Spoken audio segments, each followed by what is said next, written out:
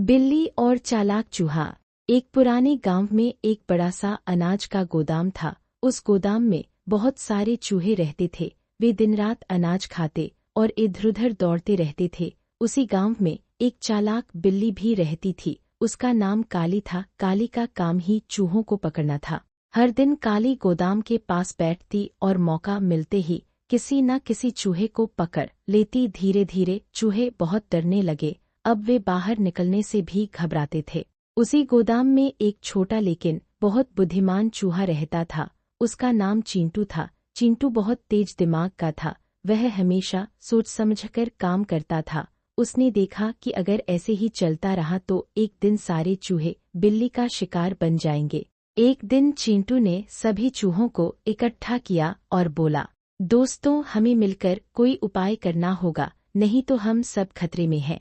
एक बूढ़ा चूहा बोला, लेकिन हम क्या कर सकते हैं? बिल्ली हमसे ज्यादा ताकतवर है।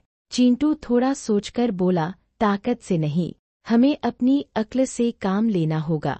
अगले दिन चिंटू चुपके से गोदाम के बाहर गया। उसने देखा कि बिल्ली एक कोने में बैठी चूहों का इंतजार कर रही है। चिंटू धीरे धीरे बिल्ली के पास गया और बोला, बिल्ली मौसी, आप हम चूहों को क्यों पकड़ती रहती है? बिल्ली हैरान होकर बोली, क्योंकि मैं बिल्ली हूँ और तुम चूहे हो, तुम्हें पकड़ना मेरा काम है। चिंटू मुस्कुराया और बोला, लेकिन अगर आप हमें पकड़ना छोड़ दे तो हम भी आपकी मदद कर सकते हैं। बिल्ली को यह बात सुनकर थोड़ा आश्चर्य हुआ। उसने पूछा, कैसे मदद कर सकते हो? चिंटू बोला, हम गोदाम में रहते हैं और हमें हर कोने की खबर रहती है। अगर कभी कोई शिकारी या कुत्ता यहाँ आएगा तो हम आपको पहले ही बता देंगे। बिल्ली कुछ देर सोचने लगी। उसे लगा कि यह बात सही है। उसने कहा, ठीक है, मैं तुम्हें नहीं पकड़ूंगी, लेकिन अगर तुमने झूठ बोला तो मैं तुम्हें सबसे पहले खा जाऊंगी। चिंटू तुरंत अपने दोस्तों के पास गया और सारी बात बता दी। अब चूहे थोड़े निश्चिंत हो गए। वे सावधानी से रहने लगे और बिल्ली को भी खतरे की खबर देते रहते थे।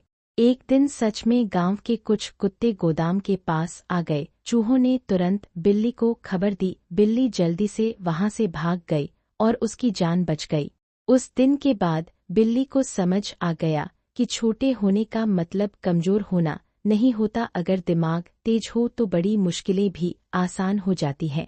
चूहे और बिल्ली अब एक दूसरे से दुश्मनी नहीं रखते थे और शांति से रहने लगे। सीखा, बुद्धि और समझदारी से बड़ी समस्या का हल निकाला जा सकता है।